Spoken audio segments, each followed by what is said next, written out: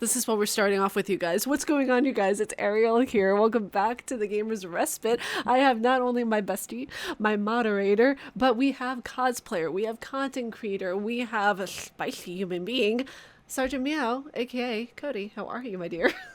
Hi everyone, I am doing great today. It's a fine Thursday indeed. Yes, it's also the game awards day. I was about to say the day Yeah, of the game, like it's yep. I've been looking forward to this all year. I'm not gonna lie. There's been a lot of bangers that came out this year, and I don't even have a general direction of what game is gonna win. Honestly, there's so many good ones, so it's like I don't. I've not even seen speculations, so yeah, it's people so are interesting. confused. Yeah, it's so interesting to me because it's like I was so surprised when I saw that list. I was like, oh, Silk Song, Hades 2, Kingdom Come Deliverance 2, Death Stranding 2, a must. I was so surprised that I didn't see Ghost of Yotei on there. I do have some sad news. As much as I love Hideo Kojima and Death Stranding 2, I most definitely don't think that's going to win Game of the Year because that's I not don't think everybody's so. cup of tea. Yeah, I don't think so either. It's so philosophically and psychologically driven that there's so Mhm. much there that people really have to just sit and let process. Because, like, Exactly. the first game was incredible, but that took a lot for people to get into, and it wasn't a winning war for the most part.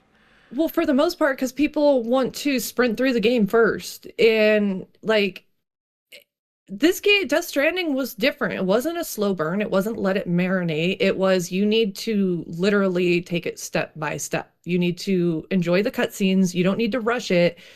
And it was made for you to enjoy the environment. It was made for you to enjoy what the devs created for you, as well as taking a travel through the game. It was a cinematic journey. It was like a game movie. Like you're playing a movie, pretty much. That's what Kojima was trying to convey when he first put it out. Yeah, and that's why I think it went over so well eventually with a lot of people. But I feel like a lot of people who were new and they thought, oh, you know what, I could play the second game without playing the first. It's like no, there is a linear story that Kojima purposefully set up. He's very intentional with a lot of Yes. what he does. He reminds me in a way of a game version of Eiichiro Oda, who created One Piece. Because like they think the future, they think nothing but the future, and it's insane how much it could just, that's it, like Yeah, it's kind of like how I think this was a quote from Steve Jobs at one point, but he paraphrasing it poorly, mind you, but he wanted to create a technology that was basically having it be the extension of the person, and Kojima's kind of that way of where he wants the storytelling and all of the things in the environment in the game to be kind of the extension of the person throughout the experience. pretty much, yeah. Yeah. So before we get on to more tangents, which is what we are excellent at, by the way, I do want to get into one of our first topics. So first of all, I want you to introduce yourself and your content and what you do, so people can get to know you more and what you do. Because whenever I think of Cody, I compare her to Markiplier a lot because I see a lot of her content, and I'm just like, you know what, she does a lot of hard, she does a lot of stuff, but I want it to come from your words. While I shut the heat So off because it's hot actually, as yeah, no, balls. it is funny you say that and compare me to Markiplier because I am striving to be the female Markiplier. Like, I don't want to be girly. I don't want to be me and so scared. I consider myself the world's second pro horror gamer, being the first. Selena on Twitter, I will send you the stuff to the link if you want to put it up and whatnot. But she is amazing. She emceed for the Silent Hill transmission back in like 2022, I want to say it was. But yeah, so I am a horror content creator. I mainly focused on like indie horror games, any type of horror games, mainly psychological horror games because they're the most in-depth and scary ones. I do a lot of cosplay.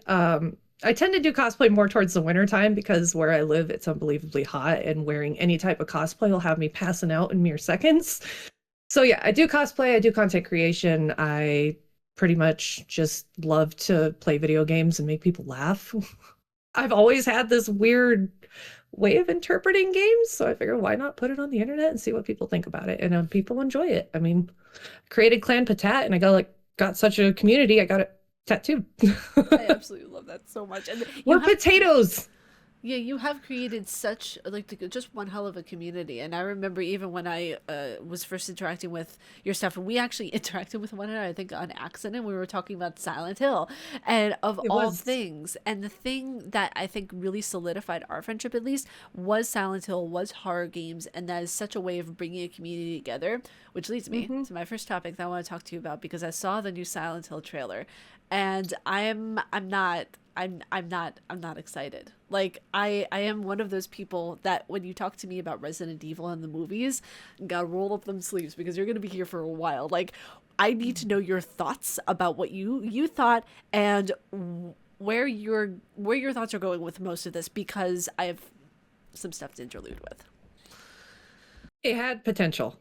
And I said had past tense because it from the time they released the beginning trailer to the newest trailer, what's changed? Can you answer me that? What has changed? Nothing.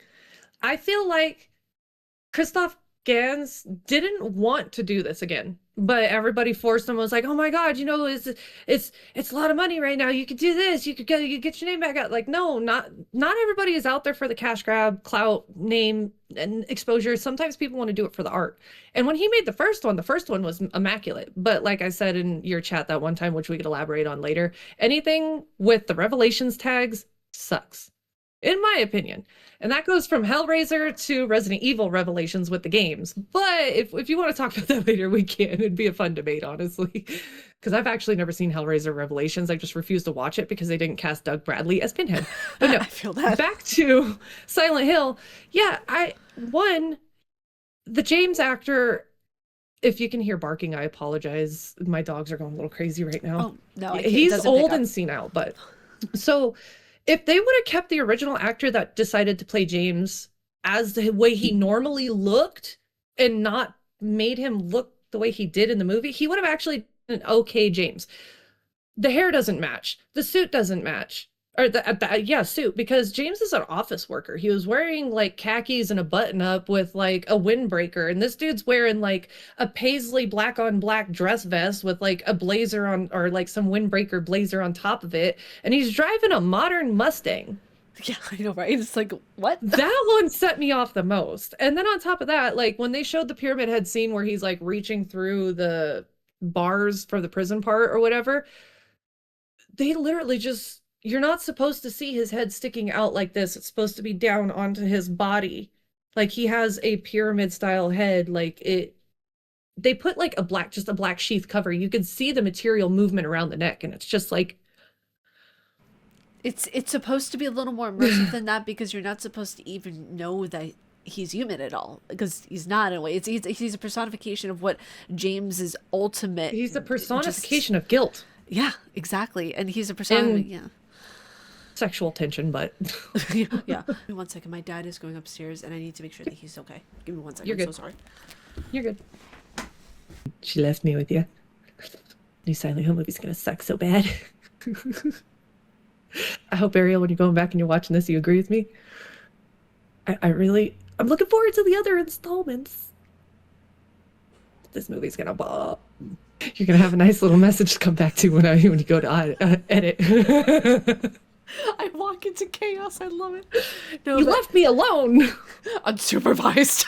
Back on the Silent Hill subject, but yeah, I feel like a majority of the budget went towards the environment and the monsters and pretty much doing all of that because everything else looks awful. Like I could have dealt with the Maria, maybe, because people said, she's not supposed to be real. That's why her wig looks so bad. And I'm like, I can gaslight myself into that. Okay. But the James, absolutely the fuck not. Why? No, it was so Abomination. weird.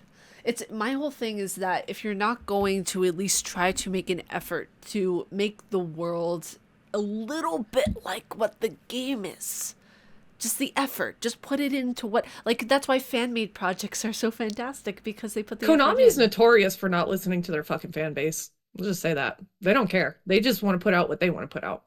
And I mean, look at the gacha machines that they put over Vegas and everything like that. I mean, that's The a Plinko. prime, yeah, the Plinko machine. That's what it's called.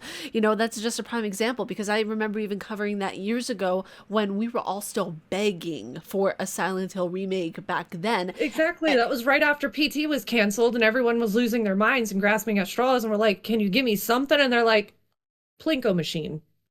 Gamble. it's ridiculous. It's the same thing issue that I have with the Resident Evil movies. I remember seeing the first one when it came out in 2003 when I played the game as a child, and I remember being so incredibly viscerally upset as an 11-year-old that why weren't they in the mansion that they were in the No, game? seriously. Like, I feel like the original movies with Mila Jovovich are their own little thing in themselves. They were good on a standalone, but not comparing it to the franchise. Like, this is my interpretation of Resident Evil instead of here's a direct, copy paste. But on the Resident Evil subject, you know how they just rebooted the entire fucking franchise again, right? Guess who just came out and said he's willing to play Wesker? Oh no. Oh no. Oh wait, Anthony Starr just said he wants to play Wesker in the upcoming. Can you make those comparisons? Can you picture Anthony Starr with that psychotic Homelander-esque channeling that into a Wesker, but going deeper and psychological and pulling the other aspects that we never see out of Wesker? I need to hold on a second. I need to give my brain a refresher on his looks because I know who you're talking about. Just look up Anthony Starr Wesker Yeah. and they'll do a comparison. There's been fan edits, and my God, they're flawless. Like, that is one of the best fan castings I have ever seen in my Because I life. was like trying to think, wait a second.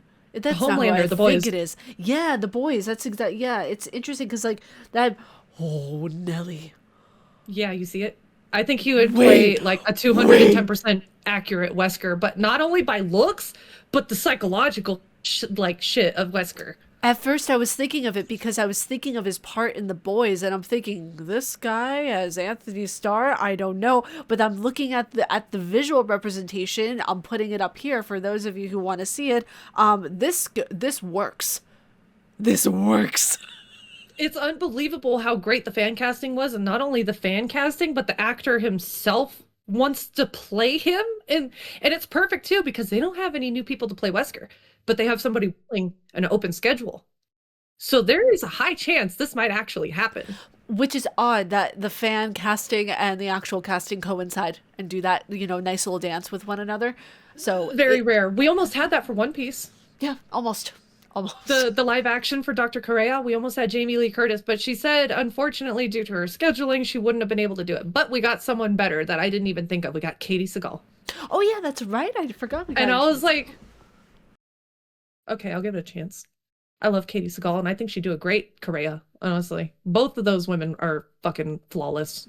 Yeah, exactly. And what's really interesting is that a lot of like there was one movie of where they actually put Lisa as a character into the movie. I think it wasn't a fan made movie. It was I think Return to Raccoon City. I'm forgetting the title off the top of my head. But it was the movie that came out, I think it was a couple of years ago, of where they actually showed the mansion. They showed Lisa. They showed, Jill I Valentine. think They I know which one did, you're talking about. I just can't yeah, remember the name of it. yeah. Welcome to Raccoon City. Let me look it up. That way, it's over top for you guys to see. I think that's yeah. No, it's yeah. Okay, Welcome to Raccoon City, Resident Evil. Yep. So that was Okay. the movie that they did, and it. Wait, how many is it? Oh, it got a 5.2 out of 10 on Rotten Tomatoes, which that's not a good sign. I mean, I'm all for bringing Lisa Trevor into the movies because I feel like she is a sorely underutilized character when it comes to a lot of the films that are done. She's a fantastic character. She was one of my favorites when I first played the game when I was a kid, but it's one of the things of where there has to be that fine balance in my opinion of where you utilize the story points of the game but you're also utilizing things in the game that make it pop so that you're not boring the audience who has never even heard of Resident Evil or Silent Hill. Excuse me. Exactly. Yeah. Yeah, it's the same way that I feel which merging topics into more of the video game stance purely instead of movies is how I feel about Vampire the Masquerade Bloodlines 2 if you've played those games. Never played them, but I've seen some of the stuff on it. And it's funny because I was actually perusing your channel the other day and I saw that on there. I was like, huh, what that looks like. Okay, I can finally put like graphics to the name. So, what my biggest question for you is are there games that you have experienced that the second or even third game just did not live up to the time that it took in order to make it for you? Like did it did not live up to your expectation of the first one? I've actually I play a lot of one-shotters. I hardly ever play sequels now that I think about it. Because like I a lot of the horror stuff that I have been drawn to doesn't really have sequels to it. But there I'm trying to think because there was one, but I'm trying to think. Oh, wait. I can think. Have you ever played the Deepest Sleep series? No, but I will say a lot of people didn't like Amnesia Rebirth for some reason. Like they thought the original Amnesias were great. I thought they were all great. I think I didn't really, from what I saw, I didn't really care for Bunker. Bunker is where it changed for me, I would say. That's where I was like, this doesn't feel like an Amnesia anymore. I feel like they tried to take Amnesia the Dark Descent and combine it with what they did newer in Rebirth and then shit it out. Bunker. I, Sorry. I agree. No, it's true. I mean, that's the thing. I didn't like Bunker at all. I thought that it had an interesting premise and it had promise, but it was just not something that I could vibe with. Like, Rebirth for me was the last Amnesia game that I really truly enjoyed, to be honest. Yeah, because there was more depth to it. There was more lore. There was exploration. There was open world instead of just being confined into one spot all the time, like The Dark Descent, A Machine for Pigs, or Justine. Like, but I watched an entire playthrough of The Bunker because I wanted to see if it was something I'd be interested in before I played it. Um, no. Outlast 2 as well. They changed Outlast 2. I've watched multiple playthroughs of Outlast 2 because I had planned on playing it on my channel. But the more and more I watched it, the more and more I'm like, they've really tried to keep the same mechanics from the first one while keeping you outside, which isn't going to work because night vision doesn't go that far, especially on a camcorder, you know? And they don't light it up that much. The story was odd. They tried to continue it from the first one, it felt like, and it just flopped, I in agree. my opinion. Yeah, I mean, Whistleblower for me was incredible. Like, that was my favorite one. It was a DLC.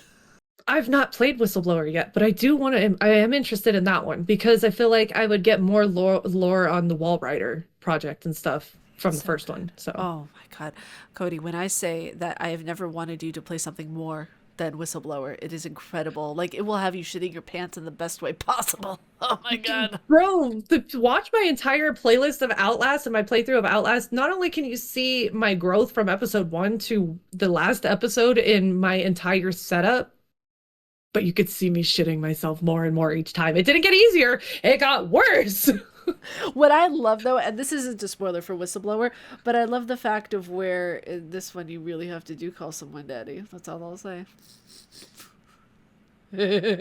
It's so Oh fun. my It's God, so no. fun. What was his name? What was his name? Outlast Trials. He's the baby-faced guy.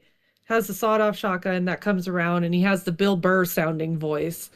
There's an entire Reddit thread of people hear me out type stuff. And I'm just like, Are you okay? is there no line in the sand? Um, God. that takes daddy issues to a whole new level. What was his name? Because he had a funny name. Someone even did a hear me out on the Pokemon Ditto, so anything is possible at this point. His name is Franco Barbie, by the way. Frank, okay, Franco okay. Bobby. He's Hear got me that out crazy on voice that that just guy? wants to come at you. Is it the voice? Like what? How? What? How? Huh? I don't know, but people are strange. I just I want ain't to. judging. I'm just saying you're strange. Like, yeah, people got their kinks, and that's fine. But Franco, There's a handful I will judge you for up front, though. Just saying, okay? Like, Like, I draw a line. Hear me out on the grasshopper from A Bug's Life. What the It's the voice and the, like, authoritative attitude, you know? Who the hell played him? Oh my goodness. He was a very famous actor, actually, that played him. Yeah, I know. I'm trying to recognize the face to the voice. I don't know why, but... Okay, wait a second. No, another... I think we actually have to do our hear me outs now that we Oh god, it was Kevin Spacey.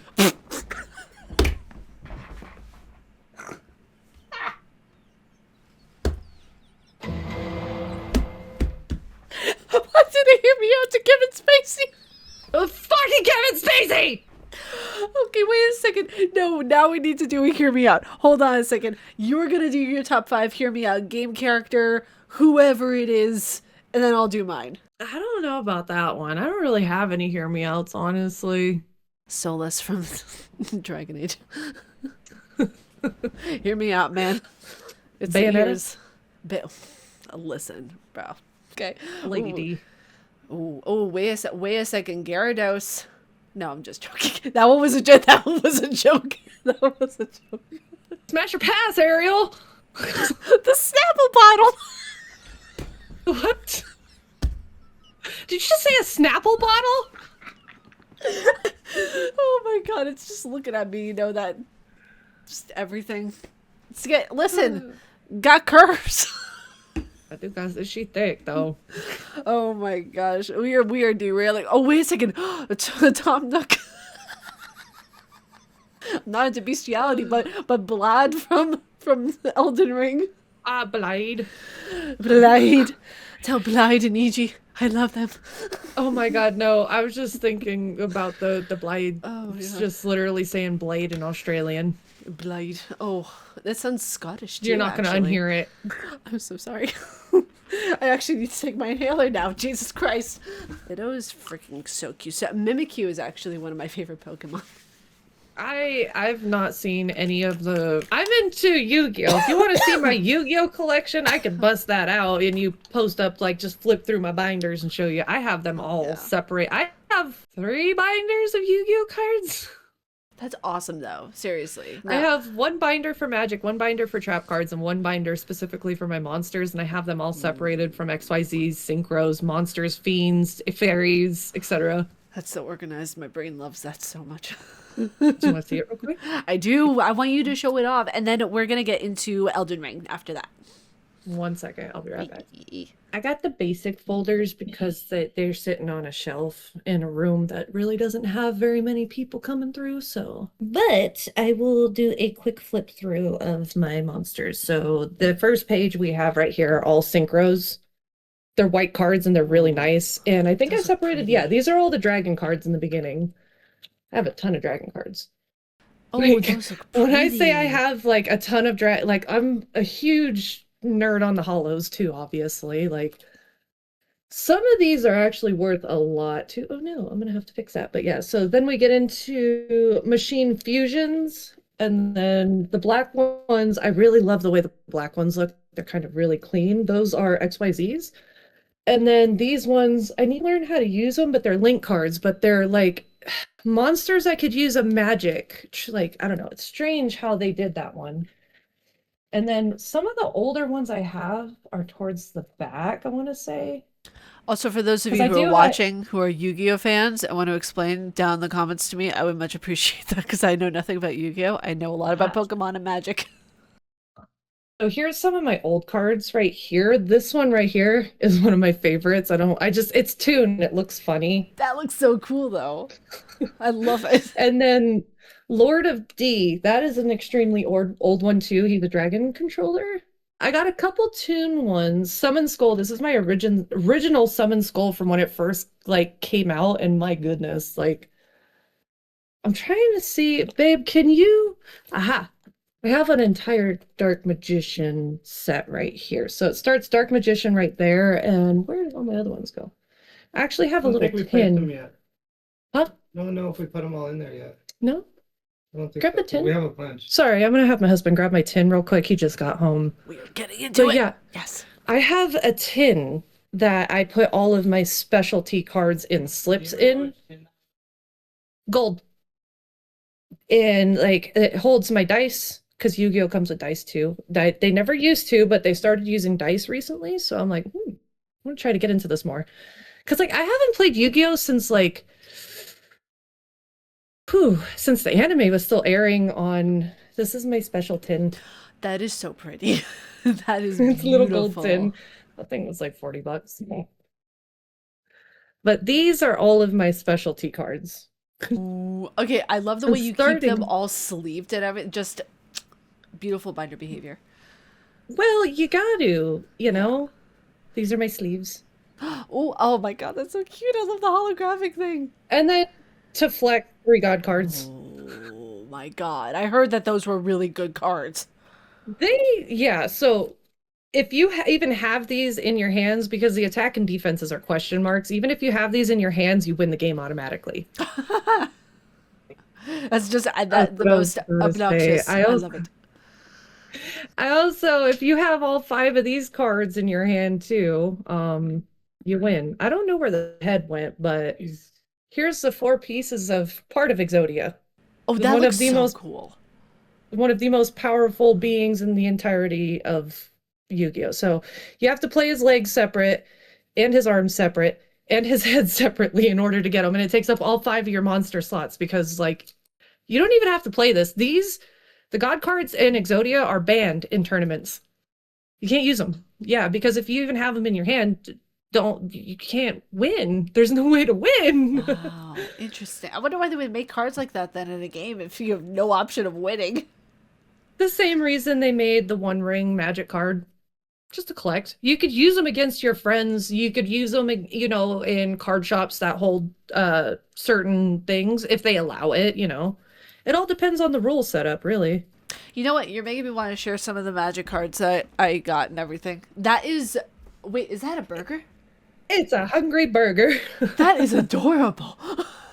And to summon him, you need this card. That I love And that.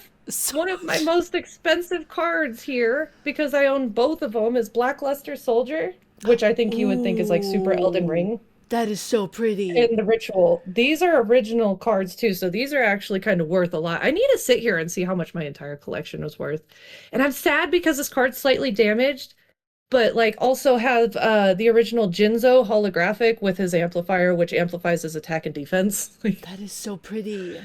That's some pretty artwork though for those cards. I never realized how nice it was. The Yu-Gi-Oh is one of the biggest reasons I collect is the art. Gotta flex with the blue eyes. They're not the originals, but I do have the original blue eyes. Oh my god, no, these ones you're gonna love these. I have cards all over my desk. You know what? I love This it. is awesome. And I do have to So- say though, like I keep my stuff fairly separate as well. So I have one binder for full arts for the Pokemon and one binder entirely for Magic the Gathering. Okay, nice. Yeah, we also have another binder for we haven't got them sorted yet, but we have the original X-Men cards too, with all their stats on the back, like in the original arts from the original creators and illustrators. That's rare. Oh my gosh. Dude, these cards are they used to belong to my older brother and they've been handed down to me and they are unbelievably old. It's insane. But also to flex real quick because these are some of my favorite cards. Because they're all the Japanese versions. I like the purple one. That's pretty.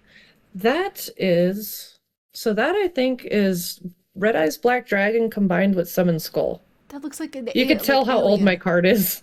Yeah, it was so loved actually. It was, unfortunately, but it dropped in value so dramatically, but it has sentimental value for me. See, I love that.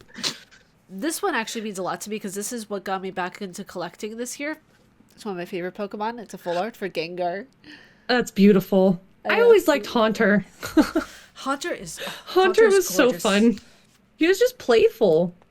So Snorlax is literally me, and this is one of the full arts that I got from TCG, and it is just you guys, That's beautiful. Oh my god, yes.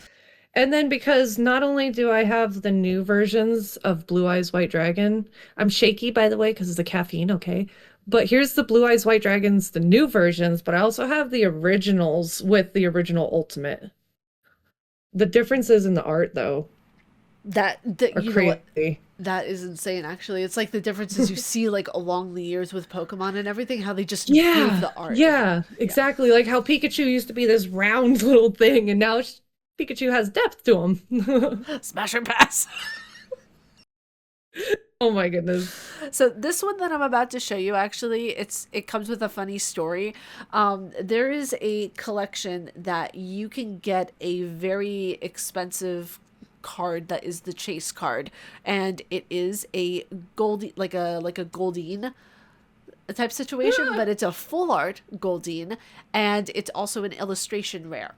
And this was my first time opening up the packs that these came in. I forget the name of the collection that it came in, but it was my first time. I got it at Walmart for like $40. I was like, let me open it. Let me see what comes out. I didn't realize that I got the chase card on the first go of opening this entire pack, and I had to look it up. And this is the chase card. Oh my God, I love it. Yeah.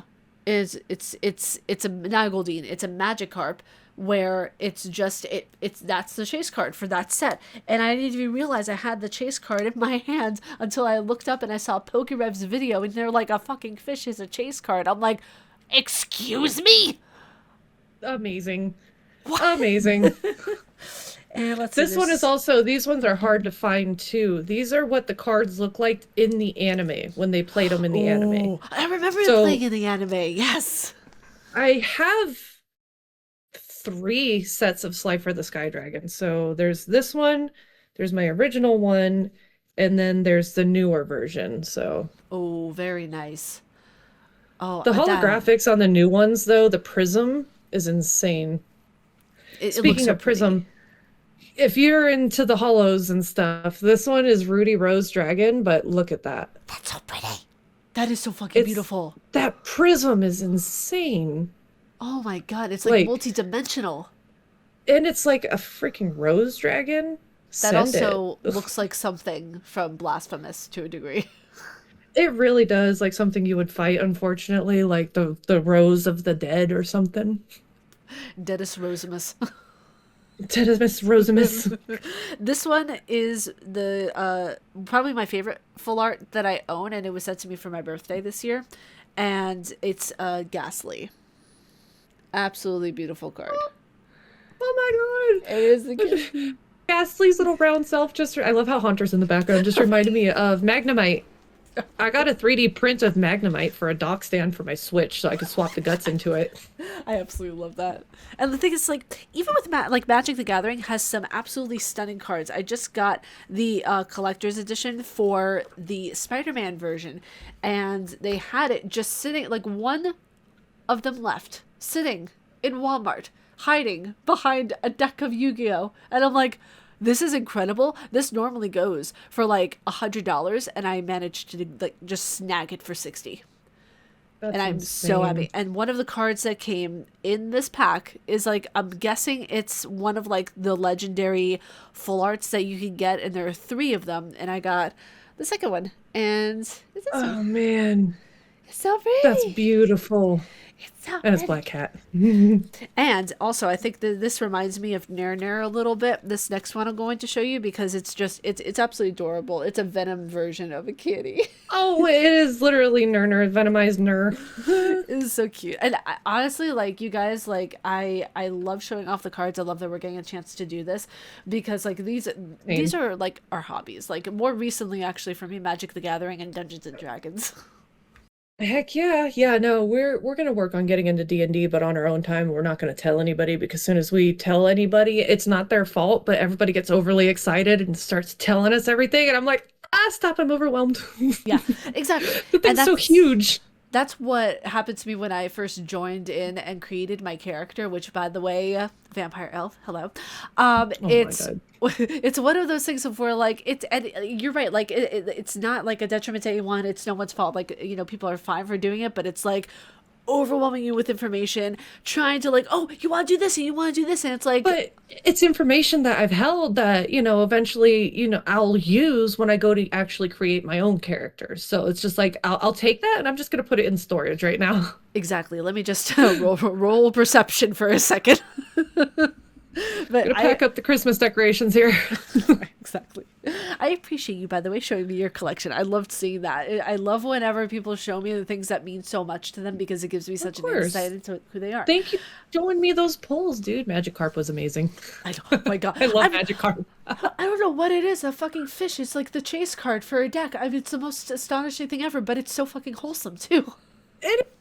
Because Magikarp deserves love, okay? Exactly. Not when they evolve to Gyarados, when they are the way they are. Exactly. Wait, Magikarp evolves to Gyarados, right? Or was that Goldeen? Okay. No, that was Magikarp. I made a mistake. I thought it was Goldeen at first. I was like, oh, wait, no, the other badass fish, Magikarp. But Goldeen... Magikarp's more useful than Goldeen. There, I said it. That's true.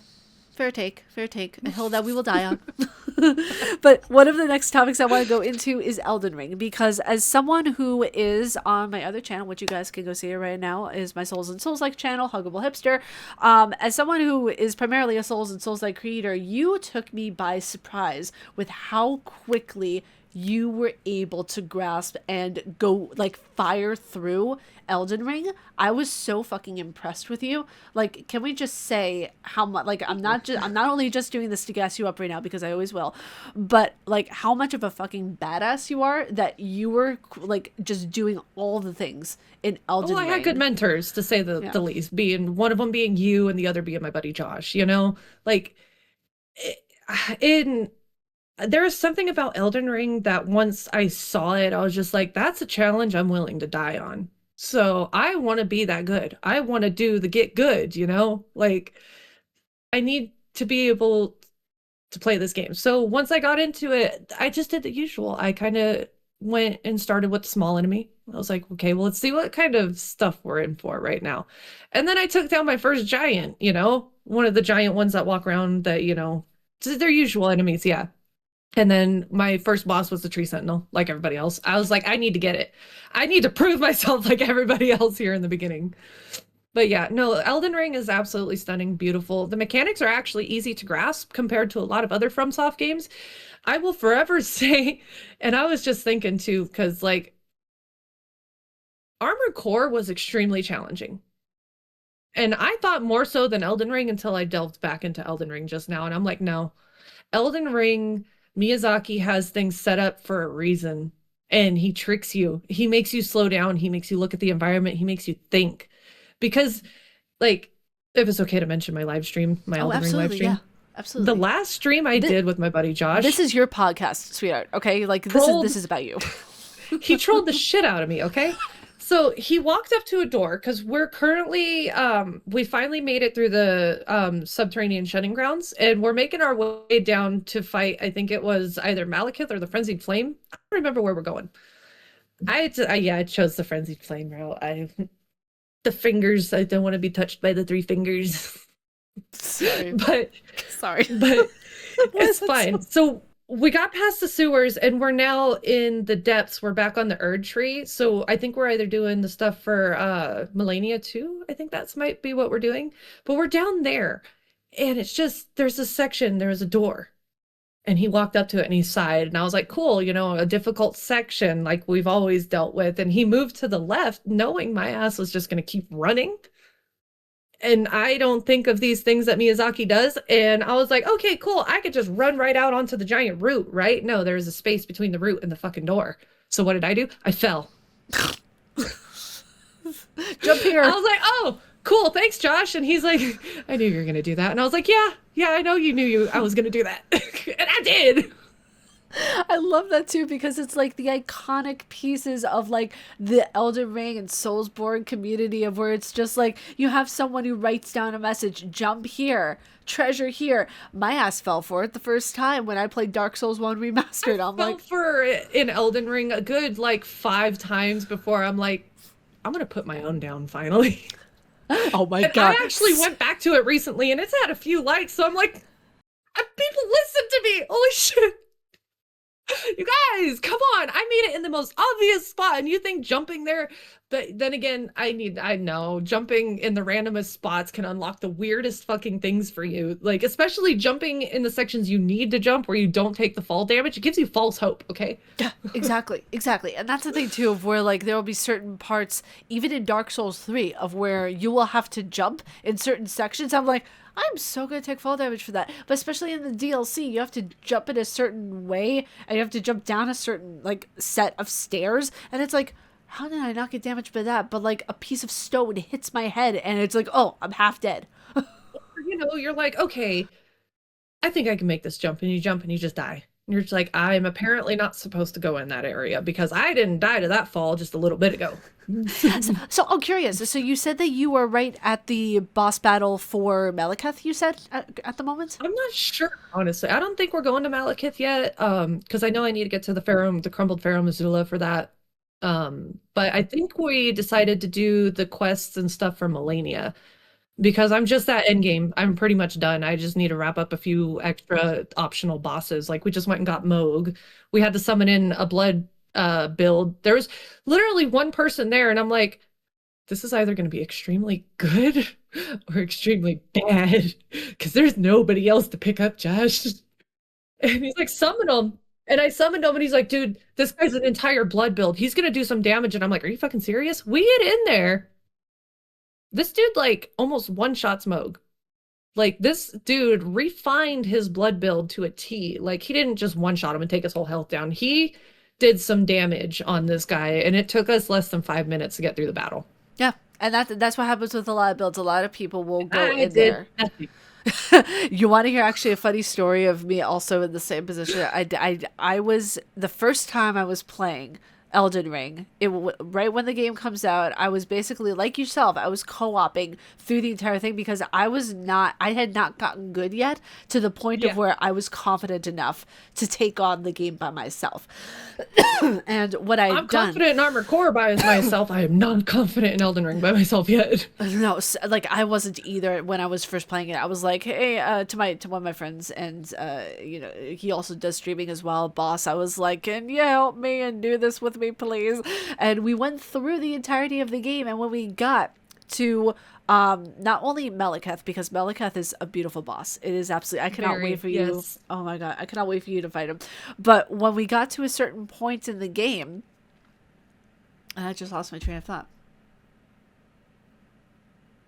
Come back. Come back. The fuck? Where did that go? So much. Where did that covered go? so much in a short time. It's hard to retrace my steps. Come back, Jack. Wait a second. Why the fuck did that just happen? I was on the verge of like. I was talking about Malekith being a beautiful battle. Oh, I remember. Okay, so I'm already getting old.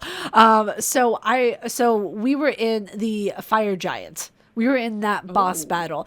Yeah, and that was interesting. That was a fun boss to go through at first because when we summoned someone in, this was peak build. This guy was not only a blood build, but he had he had dex and he had strength to him as well.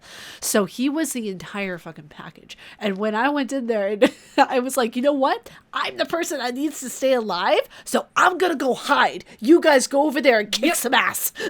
No, that's kind of what I did with Moog. I'm not gonna lie. I stayed in the back, and I have a holy damage projectile for my greatsword, so I just kind of stayed in the back and just kind of ranged attacked here and there. And I was like, I did something.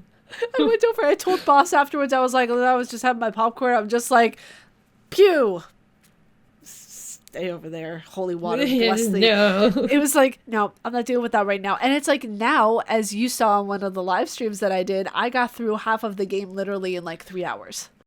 Seriously, no, I can't wait till I can, start my second playthroughs and everything because I didn't really like the strength build I had going through this beginning game. I never do strength builds. I'm always a mage. So I was like, I want to try something different for this. And I was enjoying it and I still am, but I'm curious. I want to try a blood build and a mage build at one point. Oh, the mage builds are just fun. The white flame too. I want to try a white flame build. So because I love the death poker, which does ice damage. Yeah. Oof. It's so much fun. You are going to love the incantations as well because they are some of the most disgusting, wonderful things you will ever conjure. It is just Oh yeah, beautiful. no. Some of those invasions that I've got, those mage builds, like, come here, you fragile little shit. Let me hit you just once. Exactly. And that's the thing Just too. attacks at me. Yeah, and that's the thing too of where like I don't know if you got as many invaders when you were playing because I know you play on PC, but I get a ton. yeah, oh It's god. awful how much I get. Yeah. Like when I'm co-oping with my buddy or anyone, the invasions we get is stupid. And it's like it sucks too because like I'll get a handful, and now I could talk about the Elden Ring invasion etiquette.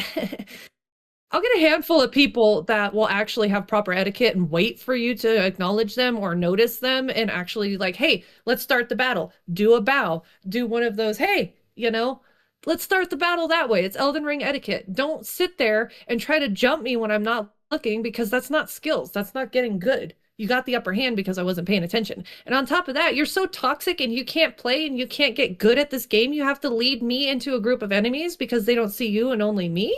So you're gonna have the enemies defeat me so you can get the win? Bro, get good and then come back and try again. Oh wait, you can't because you're fragile. My one hit from my greatsword will take you probably almost all of your health down. And it bothers me because it's like it's etiquette, bro. Like they gave us the option to invade for a reason so we can fight each other. Not me fight my fucking environment. If I wanted to do that, you could just scurry the fuck out of here. I'll continue to do what I'm doing. Exactly. And that's the thing too where like I feel like it's a lot of beginning players who are doing this to be honest because from what I noticed when I Or was the toxic players that have known this for a long time and they cheese it. exactly. Yeah, and there It's are a just lot annoying. of those. There are a lot of those. Like Unfortunately, I've left the it's Elden Ring community because of how toxic it's gotten. it's so, and I'm so sorry that you've had that experience because not only with the cosplays that you've done, but with a lot of the invasions that you've had to deal with. Like, I even remember seeing a stream where you and Josh were just enjoying yourselves. It was right before a boss, and someone had to invade you guys, and it took almost all of your guys' health, resources, and then you had to go back, redo things, and then do it all over again. Well, there's So, times where we've been in those positions and we're just like, let's just rush it. Let's stop powering up and just get through the mist. Because if we can get through the mist, then they can't bother us. And it's like, then we go into the boss battle unprepared. yeah, exactly. And like the one thing that I always it's something where I always tell people is like be prepared, look at your surroundings, look at like all the vantage points of the boss, but you can't really prep and do that if you're being invaded. And that's why like one of the biggest like pieces of advice, and I want to know what you think as well, is to go in offline for the first time that you play Elden Ring. I would recommend it. I didn't. If I knew that was an option, I would have done it. Yeah, and I didn't realize that too. When I was going in online, I didn't realize that people could literally spawn and invade at so Just many fuck different with my points. entire game. Like, yeah, no, if you have the opportunity, go in for your first playthrough offline mode so you can actually enjoy the story and not have to worry about rushing something because you have some freaking I nuked your mom 69 asshole coming in to fuck with you.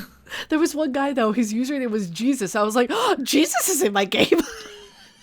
I would have been concerned and scared. I would have used the mimic veil and hid like we do like 90% of the time. There was one time my husband, myself, and Josh were playing. We were in Liurnia Lakes and we mimic veiled so good. This guy ended up just leaving. He couldn't find us. Like he kept walking around us because it shows the general vicinity where you are on the map. He couldn't find us.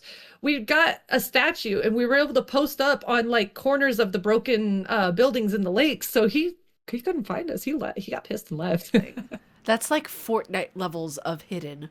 Like I No, love for real. that. Prop hunt stuff. That's great. I love that I so love that they much. gave us the option to do that in Elden Ring. Honestly, it helps. It's so much fun. There was this one guy who actually like cheesed the final boss of the DLC for Elden Ring, and what he did Oh was he my mimic god. veiled and he went throughout like the edge of the perimeter, if I'm remembering correctly, and he ended up just sitting there and staying and just nuking Radon. I think I've seen that. Yeah. No, there's also you don't even need to mimic veil for certain cheeses for Radon. You just do the whole outside thing. I'm gonna go into it when I do it. I'm gonna go into it myself because like it may have been post nerf Radon, Star Scourge Radon, but it took me 2 tries. And I'm Very proud of nice. myself on that one. Very nice. Because Yeah. that's a terrifying fucking boss. God, yeah, it really is. Like I'm on I have two builds. I have one build for the Xbox that you saw on the live stream, and I have another build right now that I'm doing as like what was it? Not a clarity build. What's it called? Dexterity build? Dexterity? Yeah, I think it's Yeah. dexterity build. But it's dexterity mixed with magic. So I want to be able to like make that into an absolutely disgusting build, like with also arcane Yeah. added, so that I can be like my goal, honestly. Like you know how you say like your goal is to be like the female version of Markiplier? My goal is to be Yup. like the female version of Fighting Cowboy. You're Because on your way. like Let yeah, me tell you, like, you're on your way, dude. You're pretty much there. like I absolutely love these games so fucking much, and it makes my heart so happy to see how much you have enjoyed Elden Ring, They're and just beautiful, dude. it's They're wonderful. freaking beautiful. Like Like the challenge, the setup, the style, the open world, the stories everywhere. Not just the main story. yeah. So that actually leads me into the next topic that I want to go into. It's one of the last topics we are going to be diving into for this podcast. Is if you were to create your own indie horror game for people to experience and enjoy, what kind of elements would you put? What kind of story would you create? So I am gonna pull from psychological horror and death. So God's Basement, have you heard of that one? God's Basement is a playthrough I did early on in my channel. I've been thinking about replaying that game actually again because back when I first played it, I didn't have proper PC to run it. But it's basically like, let me create a psychological horror game where from here's life and then here's death. You play the in between of it, making your way from here to here. You know, you see people that, you've had in the past that have also passed that are trying to lead you, but is it real or could you have stumbled across something that's not leading you down the right path, that's trying to take you somewhere else? Think like so God's Basement, Visage, and Madison. So dealing with like limbo and time and psychological stuff. And is it real or is it fake? Am I following the correct path or am I going a different route kind of thing? That's the type of horror game I would create if I had the opportunity. I love that. Like that sounds like so much fun, and also it sounds horrifying. Well, what gets me the most is the what's real, what's fake deals. Like that's one thing I loved about Amnesia. It's like it fucks with your brain. Yeah. And then that's what I love about psychological horror. Like it's interesting that that is what your channel is. I think that's why we get along so well, because that's actually how I started my channel, was on Yeah. psychological horror indie games. Like Yeah. I started with the Deepest Sleep series in college, and that was probably one of my favorite indie games I ever played through. My first ever series that I did was Five Nights at Freddy's 4. Like it was Still making my way through that one. Man, that was probably the one that got me the most jump scares. I remember doing so many different skits on, on Five Nights at Freddy's 4. I did one where I had like a Freddy Fazbear plushie, and I would move it a different round, like around away the house. And I did like a voice for the Freddy Fazbear saying, "You cannot hide from me." I mean, that reminds me of the little short film I did for my start of the Five Nights at Freddy's verse and stuff. I had a little cupcake in the background of my video in different spots, just kind of peeking out and hidden. Yeah, it's so amazing with a lot of horror games, like the creativity that comes from them, and the way that we like like you as a content creator have been able to blossom through a lot of that. And I'm curious, like when you're looking at what game to do next in terms of different horror, like what type of horror it is or anything like that. Is there a type of horror game that you're just like, I'm not going anywhere near that? Typical bloody or like slasher horror. It's not scary to me. There's no scare aspect of it. Like if somebody's chasing after me, I'm gonna die. I have no fight or flight. I'll fight. I can't guarantee you I'll win, but if it's like a Michael Myers horror or any type of slasher horror, it's not scary to me. Like, I'm sorry. Or if it's extremely bloody, then it's just you're going for shock value. I need something that's going to make me question if I want to go forward or not.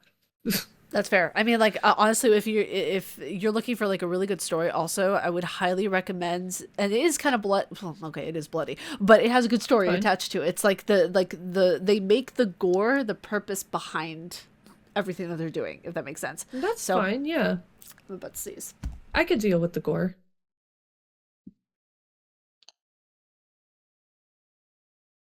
Jesus loves you. Thank you, my child.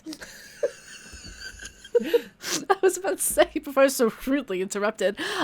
If you like horror that's psychological and has an amazing story and amazing characters, The Evil Within. First one, fantastic. Absolutely love it. And I can already tell you're going to say something. It's fine. Don't worry about it. It's okay. I know you still love me. I tried. Oh, you tried It's it? literally just a janky Resident Evil to me with Silent Hill aspects. Okay, that is interesting. Okay, wait a second. Now I need to know your perspective. So when you I played got it, like the first one. I played a little bit in the beginning. There's a part where I have to go through some like village ruins and be stealthy and whatnot. The shooting, the fact that like I have to level up to be able to aim straight. that But I did not like that. no, No. that's what got me. I was like, no, there's just too much in this game. It feels like Resident Evil leaning into Silent Hill kind of Well, thing. I you're have not. watched playthroughs of it though. Yeah, you're not off actually. The person who directed Resident Evil made The Evil Within, Shinji Mikami. So you're not There you wrong. You're not wrong. I know my psychological horror. So, okay, that leads me into another question, though, because I know this is a playthrough that you were trying to do, and I could tell that you felt bad about not being able to complete it the way you wanted to. Remothered, tormented father. So, as much as I love the game, and it's one of my personal favorites, I want to know what your thoughts are based on what you have played right now. If I end up finishing it, I might finish it off game and just record like the ending and see how it goes. But like, my God, is it a slow burn? Unbelievably slow burn. That's not a game I need to be playing on the channel because the majority of it is just going to be me crouched and sneaking and being quiet. Like, there's nothing in that, you know. I'll watch playthroughs of it maybe to see if maybe I am missing something or if it sparks my attention. But as of right now, like, the story isn't bad. But the mechanics, they need some polishing. No, they do. And it's like yeah. the only other qualm I had is the doctor dude, the guy that stalks you in the house in the beginning. That is such a freaking Wernicke ripoff.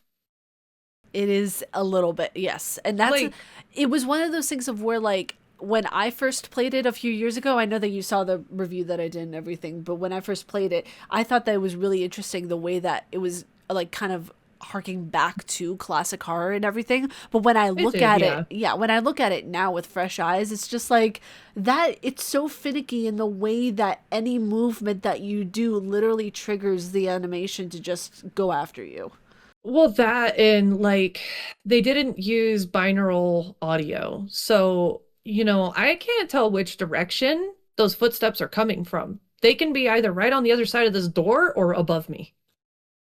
So it's like that also put towards it like, ooh, like I kept trying to like, if you look at my playthroughs, I think it was in the second one when I actually got to walk around, you could see me moving my camera a lot, trying to like use like, is there binaural in here? Because like it's coming from all directions. How? Yeah, and that's the thing too. That was one of the qualms I had with the game. I was just like, there's footsteps, but is it coming from my left, right, upstairs? Where is it exactly right now? Because when you tilted in your headset, you would hear it on one side, and then when you tilted over, you would just hear it on the other side, but it all sounded like one side. It did, yeah, it did, and I don't know how the fuck they accomplished that. Yeah. I mean, like, you know, if you ever like finish it, or if you see like the story in and of itself, I found really fascinating because for reasons It started really strong. It did. It did, and it had like the same character who looked like she was from Silence of the Lambs, actually.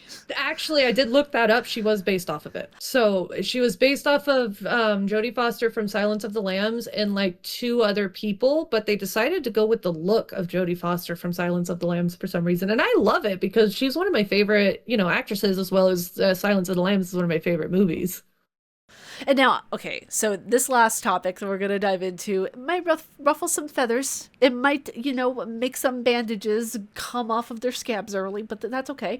For the last topic that we're going to dive into, we're going to go into our gaming hot takes for the year. And we're going to talk about things that we would want to see better in games, but also we're going to talk about some positives that we can take away from the year from games we've experienced. So it'll be a nice little sandwich of things together. So I want you to start off first. What are some of your gaming hot takes this year?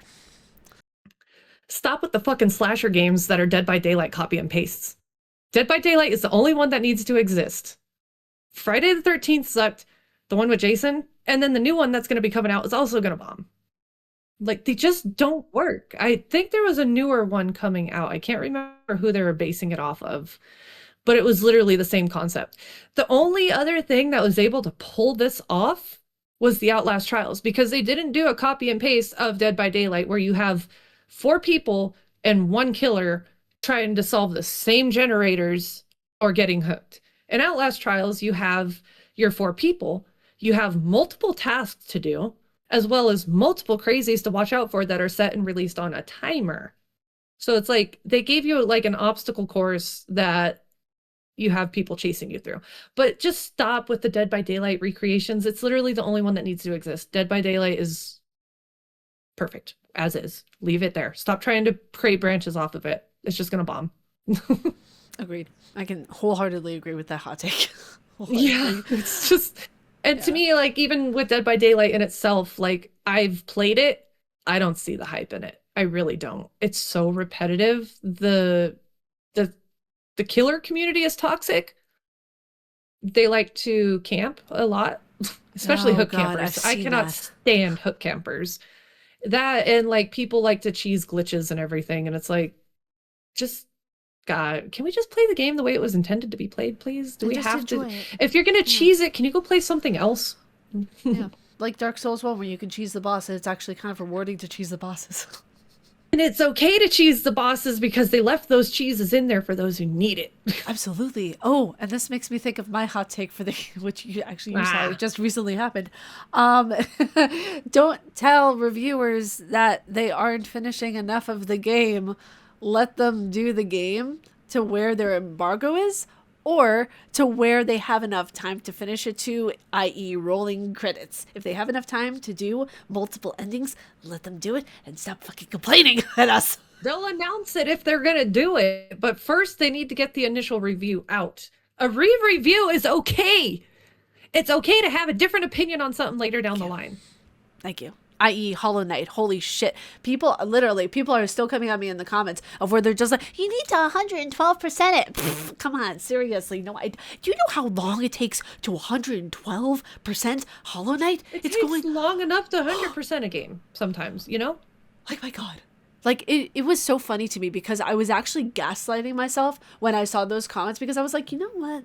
Maybe there's merit to it. No, I spoke to you guys in my mod chat. I spoke to Fighting Cowboy. I spoke to one of my friends who does not even deal with games at all, just a completely neutral party. Okay, so I'm not gaslighting myself. Because everybody has opinions like assholes.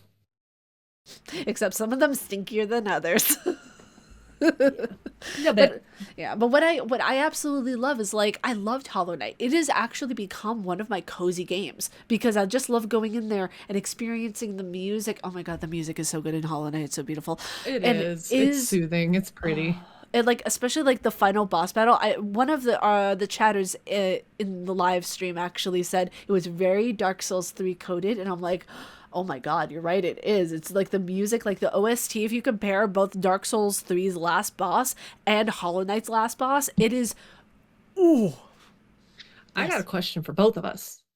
If you can name an OST of the year, it could be an old game too. OST of the Death Stranding 1. Oh, that's beautiful. The entire soundtrack to Death Stranding 1 had me in tears every single time one of them played. It's a beautiful soundtrack, it is. For me, it would have to be South of Midnight. I love that soundtrack because I love jazz, and I love the way that they incorporate the jazz into the boss. Okay, wait, I need to forget. Jazz is amazing. I'm going to have to send you a cyber jazz artist I found. I need to start listening to her more, but you might like it. Oh, absolutely, because like I need to kind of geek out for a second about this because in the boss battles at the very end of the game when you were fighting the common enemies and like in a section of where you had to like repetitively fight enemies to make it to the next section, they made it so that at the last point where you were fighting the last little like mini boss things, the hits that you did on those enemies would sync with the music. Oh, that's so amazing.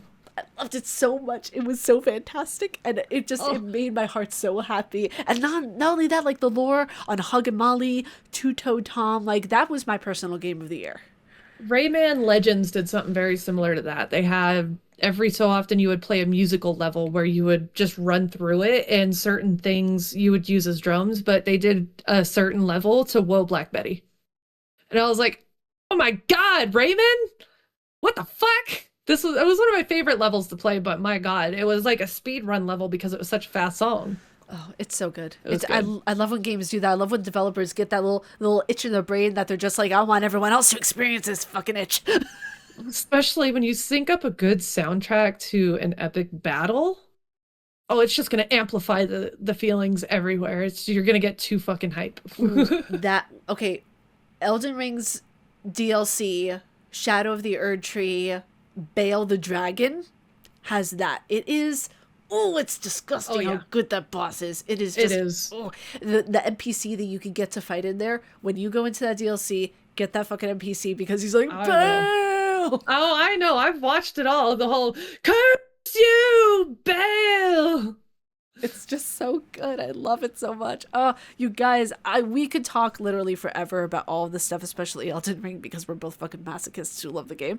But you guys, thank you so much, Cody, for joining me on this podcast. It was absolutely wonderful to have you on. Finally, yes, it's been 28 years later. and not only that, like just talking here and just like spending your last part of your year with me, just truly, it's an honor to have It you was here. wonderful. Thank you for having me on. I appreciate it. It was nice to be able to voice my opinion, though I might piss people off. I don't care. That's fine. Come to It's my okay. channel. I'll fight you there. It's fine. I will fight you with opinions and over caffeinated beverages. But I will fight you with memes. I fight you with the memes. Memes. But you guys, if you all like our faces and what we do, please be sure to subscribe, hit that bell down below. Be sure to check out Cody's content. Sergeant Mia is going to be in the description down below. May your coffee treat you well and life give you a nat 20. I will see you all in the next one. Bye, you guys.